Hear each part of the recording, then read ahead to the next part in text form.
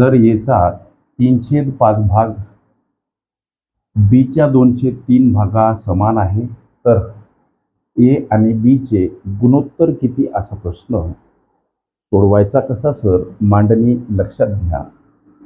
एचा 3/5 भाग हा बीच्या 2/3 भागा समान, म्हणून इथं बराबर चिन्ह.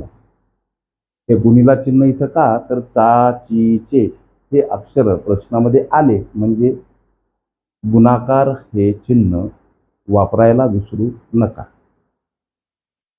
ए 3 सोबत गुणिला आहेत गुणाकार 3 ए छेदस्थानी 5, बी 2 सोबत गुणिला आहेत गुणाकार 2 बी छेदस्थानी 3. आता हे दोन अपूर्णांक परस्परांना भागीला आहेत.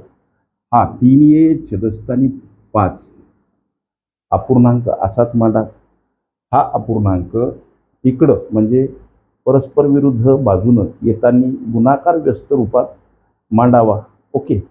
जसं की छेदस्थानी असलेले 3 अंशस्थानी आणि अंशस्थानी असलेले 2 बी छेदस्थानी. ओके.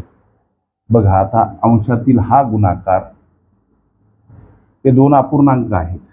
अपूर्णांकाचा गुणाकार अंशाचा छेदाचा 3 ए गुणिला 3 म्हणजे 3 तिरी 9 ए, 2 बी गुणिला 5 म्हणजे 10 बी.